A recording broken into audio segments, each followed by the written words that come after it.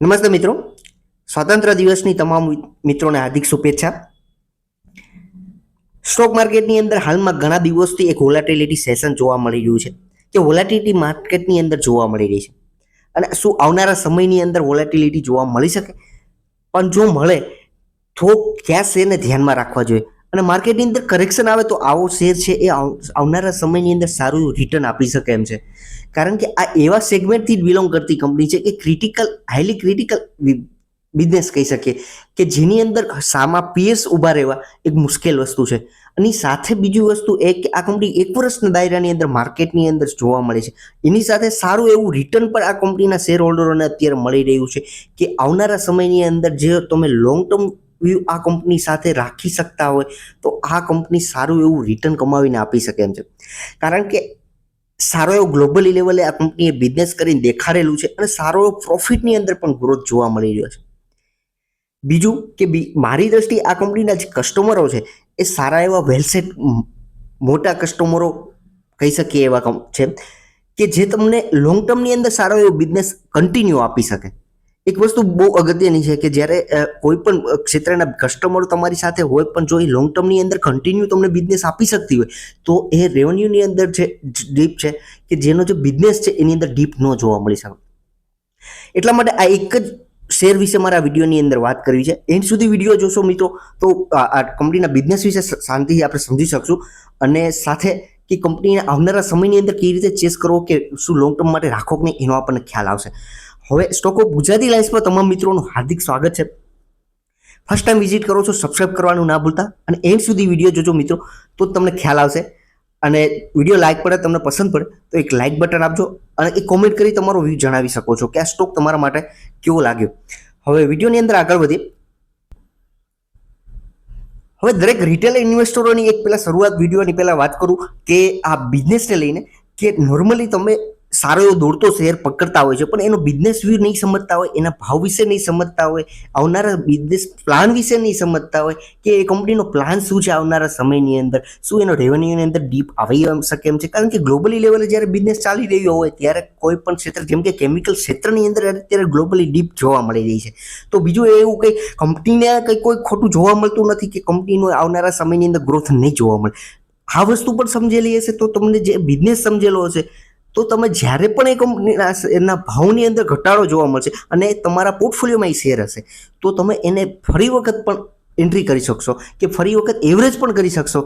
તો જો એના માટે ખાસ આ વસ્તુ સમજવી બહુ અગત્યની છે. એટલા માટે આ વસ્તુ સમજ્યા વિના તમે કોઈ પણ શેર ખરીદશો નહીં અને ભાગતો શેર હશે તો એને સારું એવું કરેક્શન જોવા મળે ત્યારે એને ધ્યાનમાં લેવો જોઈએ. એટલે આ શેર મારી દ્રષ્ટિએ ભાગેલો શેર છે. જ્યારે તમને ડીપ મળે ત્યારે આને ધ્યાનમાં લેવો. હવે સમજીએ કે આ કંપની એક 4 સેગમેન્ટની અંદર બિલોંગ કરીને પોતાનો બિઝનેસ કરે છે. ખાસ કરીને એરોસ્પેસની વાત કરો, ડિફેન્સ ક્ષેત્રની અંદર વાત કરો, એનર્જી ક્ષેત્રે વાત કરો, એની સાથે ઓઇલ એન્ડ ગેસ ક્ષેત્રની વાત કરો કે આ 4 ક્ષેત્રથી મેઇન આ કંપની પોતાનો બિઝનેસ કરે છે. અને એમની વાત કરીએ તો કે હાઈલી કોમ્પ્લેક્સ એન્જિનિયરિંગ કોમ્પોનેન્ટ્સની વાત કરો કે જે ક્રિટિકલ કોમ્પોનેન્ટ્સ છે એ પોતે બનાવતી રહી છે. એક સારું ચિત્ર અહીંયા મૂક્યું છે મેં કે જેની એ જે પ્લેડ જોવા મળી રહી છે આ બધી કંપની આ દ્વારા બનાવે છે. અલગ અલગ બીજા પણ એના પ્રોડક્ટ્સ છે કે જેને વિશે ડીલ આપણે જોઈએ તો એની અંદર જોશો તો ખાસ કે આ બિઝનેસ જ મારા ખાસ મિત્રો ધ્યાને દોરો છે કે જે ન્યુક્લિયર પાવર ટર્બાઇન પંપ અને ટર્બાઇન એરોપ્લેન એસેમ્બલી કે જે હાઇડ્રોજન નેચરલ ગેસ ટર્બાઇનની વિશે વાત કરો, એની સાથે થર્મલ પાવર ટર્બાઇનની વાત કરો કે જે થર્મલ પાવર જનરેટ કરે છે, એનર્જી જનરેટ કરે છે, એનું જે પાવર ટર્બાઇન છે એની અંદરના કોમ્પોનેન્ટ્સ છે આ કંપની બનાવે છે. એક એક પાર્ટ્સ અહીંયા પણ આપણને ચિત્રોની અંદર પણ જોવા મળી રહ્યા છે કે જે ડ્રીલ બિટ્સની વાત કરો કે જે ડ્રિલિંગ ઇક્વિપમેન્ટ્સ છે કે જે ક્રિટિકલ કોમ્પોનેન્ટ્સ કહી શકીએ એ છે. અને ખાસ સાથે ઓઇલ એન્ડ ગેસ અને મિલ્ક સ્ટીમ સબસિસ્ટમ ક્ષેત્રે પણ કામ કરી રહી છે. બીજા ક્ષેત્રની અંદર વાત કરું કે આવનારા સમયની અંદર આની ડિમાન્ડ સારી એવી જોવા મળી શકે કે જ્યારે ગ્રીન એનર્જીની જ્યારે ડિમાન્ડ હોય ત્યારે એના પણ કોમ્પોનેન્ટ્સ બનાવે છે કે જે electric power generation, combined heat અને power plants, renewable energy integration, પછી સાથે વાત કે industrial application, marine population, district heating cooling, waste to energy ક્ષેત્રે પણ આ અલગ અલગ ક્ષેત્રે આ ખાસ આ જે energy and oil and gas industry ક્ષેત્રના પાર્ટ્સ આ કંપની બનાવે છે.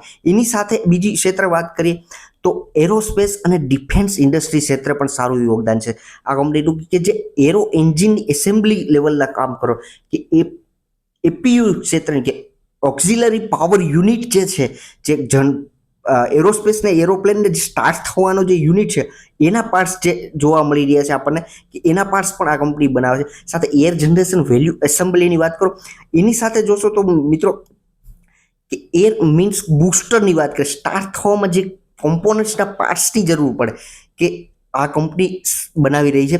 સાથે આ ચિત્રો દ્વારા આપણને ખ્યાલ આવશે કે બિઝનેસ જેટ એરવેઝની વાત કરું, કોમર્શિયલ એરક્રાફ્ટ, ડિફેન્સ એરક્રાફ્ટ અને ટ્રેનિંગ જેટ્સ એરક્રાફ્ટ, અને સાથે હેલિકોપ્ટર, જે ડિફેન્સની અંદર જે મિસાઇલ તૈયાર થાય છે એના પણ, આ તમામ ક્ષેત્રો એવા છે કે આવનારા સમયની અંદર ગ્રોથ જોવા મળી શકે, કે જે રીતે ઇન્ડિયાની પણ પ્રોફિશનલ વધી રહી છે એની સાથે સમૃદ્ધિમાં પણ વધારો થાય છે, ત્યારે પબ્લિક છે એ ફ્લાઇટનો ઉપયોગ વધારે પણ આવનારા સમયમાં કરી શકે.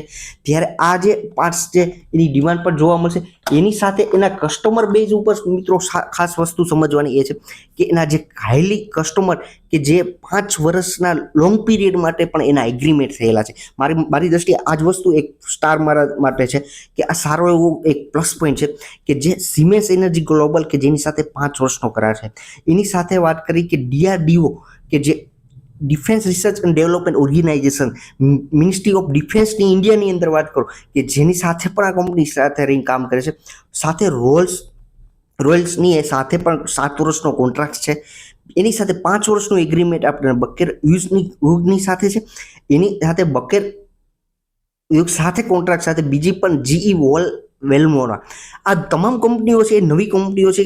એની સાથે આ કંપની છે ગ્લોબલી લેવલે થઈ બિઝનેસ કરે છે, કે આઉટ કન્ટ્રીની કંપની છે, કે જેનો બિઝનેસ છે એ ખાસ ડોમેસ્ટિક નહીં, કે ડોમેસ્ટિકની અંદર કમ્પેર કરશો તો ફક્ત ને ફક્ત એવરેજ 10% જ રેવન્યુ જનરેટ કરે છે, પણ જે એક્સપોર્ટ દ્વારા 90% એનો જ રેવન્યુ જનરેટ થાય છે. ફ્રેશ ડેટા જે Q1 છે એની ઉપરથી ખ્યાલ આવશે આપણને કે આ 90% એનો રેવન્યુ છે એ એક્સપોર્ટ દ્વારા બિઝનેસ થાય છે, કે જેની અંદર UK ની વાત કરો, France, Germany, Switzerland, Poland, Sweden, Italy, USA, Saudi Arabia, Singapore, Japan અને સાઉથ આફ્રિકા, ખાસ કરીને એક્સપોર્ટ દ્વારા એ 15 કન્ટ્રી સાથે સંકળાઈને આ કંપની કામ કરી રહી છે.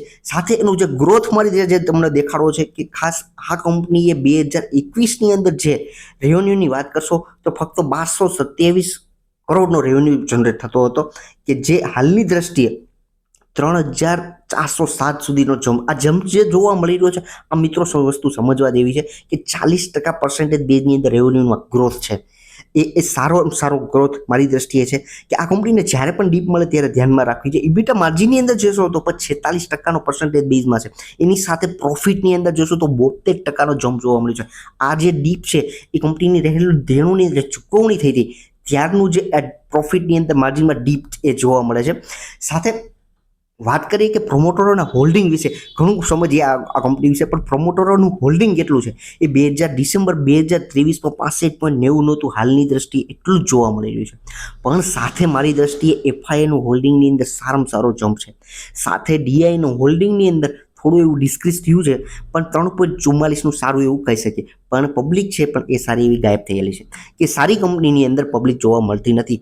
આ આપણા માટે જ પ્લસ પોઈન્ટ છે. એ જ વસ્તુ તમામ કંપનીઓની અંદર ધ્યાનમાં લેવી જોઈએ, કે જ્યાં પબ્લિક નીકળતી હોય કે એક્ઝિટ થતી હોય ત્યાં આપણી એન્ટ્રી થવી જોઈએ. એની સાથે FII અને DIનું હોલ્ડિંગ પણ ઇન્ક્રીઝ થયેલું હોવું જોઈએ. આ પ્લસ પોઈન્ટ તમારા મિત્રો ખાસ ધ્યાનમાં રાખો. આની સાથે બીજી વસ્તુ એ કે પ્રમોટરોનું હોલ્ડિંગ પણ સારું એવું હોવું જોઈએ, નહીવત કે 50% ઉપરનું તો સારું ગણાવી શકીએ. હવે કંપનીના શેરના ભાવ વિશે સમજો, કે હાલની દ્રષ્ટિએ હું જે કંપનીની વાત કરી રહ્યો છું, આઝાદ એન્જિનિયરિંગ લિમિટેડ, કે સ્વતંત્રતા દિન દિવસની મારી તરફથી આ કંપનીને તમે સર્ચિંગ કરી શકો, એનાલિસિસ કરી શકો. 1585 રૂપિયા શેરનો ભાવ જોઈ રહ્યો છે. પણ જ્યારે આ કંપની 2023ની અંદર માર્કેટમાં આવેલી હતી અને ટોપથી જોશો તો 20% જેટલી ડાઉન છે, અને 1 વર્ષના રિટર્નની અંદર જોશો તો ડબલ જેટલા પૈસા શેર હોલ્ડરોને કરેલા છે. હવે માર્કેટ કેપની દ્રષ્ટિએ કંપની ઘણી સ્મોલ કેપ કંપની છે, કે ઓનલી એવરેજ 9000 કરોડનું જ માર્કેટ કેપ છે, અને PEની દ્રષ્ટિએ ઘણી મોંઘી કંપની છે.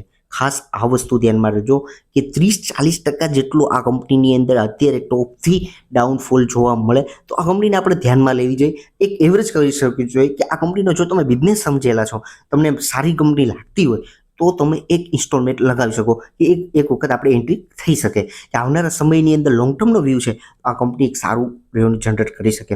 મારી દ્રષ્ટિએ કંપની બહુ લોંગ ટર્મ માટે સારી કંપની દેખાઈ રહી છે. તમારો શું વ્યૂ છે કોમેન્ટ કરી જણાવી શકો છો. એન્ડ સુધી વિડીયો જોયો છે તમામ મિત્રોનો ખૂબ ખૂબ આભાર. એન્ડ સુધી વિડીયો જોયો છે. બીજું એક કામ કે સબસ્ક્રાઇબ કરવાનું ના ભૂલતા, તમારા મિત્રો સાથે શેર કરવાનું ના ભૂલતા. Thank you.